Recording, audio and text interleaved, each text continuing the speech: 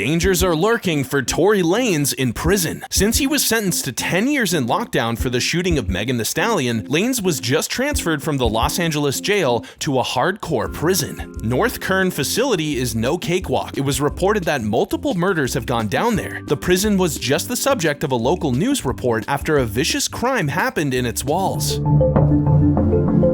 Reports say convicted serial killer Ramon Escobar was recently charged with first-degree murder after allegedly killing his cellmate, 53-year-old Juan Villanova, back in February. There's also violence with inmates and correctional officers. Just this month, a former inmate was found guilty in connection to a 2020 incident where he was accused of attacking a pair of staffers. The Canadian rapper's mugshot just dropped too. He appeared emotionless after being told his bail was denied. Lanez had asked Judge David Hereford to release him on bail so he could live with his son and wife while his team work on his appeal. However, Judge David Hereford denied the motion on September 14th, citing Lanez's conviction for a violent felony, history of violating court orders, and foreign citizenship as contributing factors in the decision. As we reported before, Lanez was at the center of a very high-profile lawsuit about Megan Thee Stallion. Musician Tory Lanes, convicted of shooting rapper Megan Thee Stallion, sentenced to 10 years in prison. Lanez was sentenced to 10 years in prison earlier this year for shooting Megan, whose legal name is Megan Pete, in the feet after a party at Kylie Jenner's Hollywood Hills home in July 2020. I didn't want to move too quick,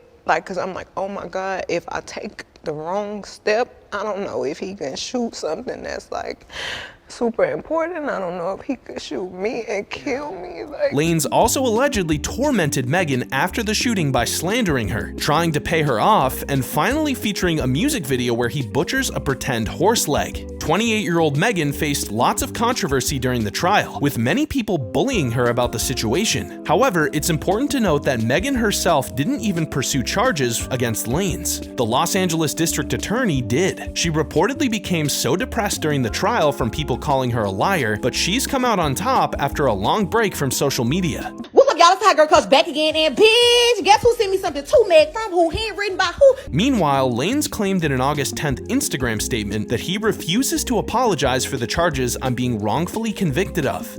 What matters is the backgrounds. I have never let a hard time intimidate me. I will never let no jail time eliminate me, Lanez insisted in the long-winded post. During the trial, Megan wrote a statement saying, "Since I was viciously shot by the defendant, I have not experienced a single day of peace," she wrote. Meg also wrote, "Slowly but surely, I'm healing and coming back, but I will never be the same." Megan testified during Lanez's trial, but said in her statement that she eventually decided not to appear at the sentencing because she simply could not bring herself to be in the room with Tory again. Now that it's finalized, the public might not see Lanez again for a decade, where he will likely be released when he's 41.